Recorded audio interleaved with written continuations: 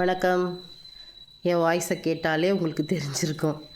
கொஞ்சம் இன்ஃபெக்ஷன் ஆயிடுச்சு, சளி, மூக்கு படுக்கவே முடியலப்பா. படுத்து தூங்கவே முடியல. அப்படி ப்ரீத் பண்ண முடியாமல் அப்படியே தம் ஆகுது. எனக்கு ஆக்சுவலாக ஈவினிங் 7:30 மேலே தான் நான் வருவேன், ட்ராவல் பண்ணி வர்றதுனால. அந்த இப்போ இருக்கிற இந்த ரெண்டும் கலந்த கிளைமேட்டில் ரொம்ப பாதிக்குது. நான் என்ன பண்ணுறது? It's okay. அடுத்த நாள் தலையில் தண்ணி ஊற்றிட்டு கிளம்பிடுவேன்.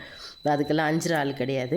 இருந்தால் கூட நம்மளால் சமாளிக்க முடிகிற வரைக்கும் தான் சமாளிக்க முடியும். எனர்ஜி இருக்கிற வரைக்கும் தான் நம்மளால் செய்ய முடியும். ஆனால் குழந்தைங்களாம் ரொம்ப பாதிக்கப்படுறாங்க. இப்போது நிறைய அந்த சளி பிரச்சனை நிறைய இருக்குது. கொஞ்சம் குழந்தைங்களுக்கெல்லாம் பார்த்து அந்த கபசுர குடிநீர் வாங்கி எல்லாருமே அதை ஃபஸ்ட்டு சாப்பிட்ருங்க. அது எந்த மாதிரி சளி சம்மந்தமான எந்த பிரச்சனைக்குமே அது பெஸ்ட் சொல்யூஷன். அது காலையில் குழந்தைங்களுக்கெல்லாம் கொடுத்துருங்க. அது ஒரு நல்ல ரெமெடி கிடைக்கும் உங்களுக்கு அதில். அது ஏதோ வேம்பு ஏதோ சம்திங் ஏதோ கூட சொல்லுவாங்க. அதை நான் கபசுர குடிநீர்னு சொல்கிறேன். உங்களுக்கு என்ன டேர்மில் தெரியுமோ அதை வாங்கி அதை எல்லாருமே காய்ச்சி வீட்டில் சாப்பிட்டுக்குங்க. சளி பிடிக்கிற வரைக்கும் ரொம்ப கவனமாக இருக்கணும். பிடிச்சிருச்சுன்னா அப்புறம் நீங்கள் என்ன பண்ணாலும் அது இருக்கும். ஒரு 10-15 நாளைக்கு எதையாவது ஒன்று பண்ணிகிட்டு இருக்கும்.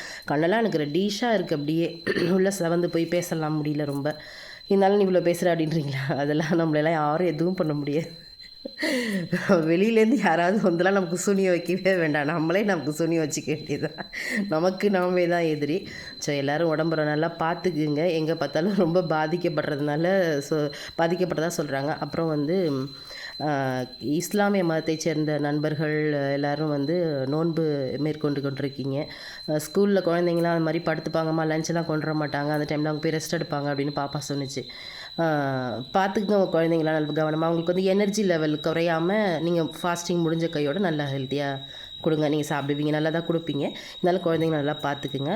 10th 11th 12th படிக்கிற பசங்களுக்கெல்லாம் அந்த கஷ்டத்துக்குள்ளே அதுங்க போயிடாமல் கொஞ்சம் கவனமாக பார்த்துங்க. அதே மாதிரி கிறிஸ்தவ மதத்தை சேர்ந்தவங்களும் இதே டைம் தான் உங்களுக்கும் இந்த ஃபாஸ்டிங் டைம் இருக்கும்னு நினைக்கிறேன். இப்போது எல்லாமே உடம்பு பார்த்துக்குங்க. எல்லா மதத்தை சேர்ந்த மக்களும் இறைவன்கிட்ட கேட்குறது எதுவாக இருந்தாலும் கடவுளை எல்லாருக்கும் கொடுங்க. உங்களுக்காக அவங்கெல்லாம் இவ்வளோ தூரம் தியாகம் பண்ணி உங்களை நம்பி அவங்க நிறைய வேண்டிக்கிட்டு இருக்காங்க. அவங்களுக்காக எல்லாம் செய்யுங்க அப்படின்னு நான் எனக்கு தெரிஞ்ச தெய்வத்துக்கிட்டலாம் வேண்டிக்கிறேன். நீங்கள் நினைத்ததெல்லாம் எல்லோருக்கும் நிறைவேறணும் என்று நான் பிரார்த்தனை செய்கிறேன். நன்றி.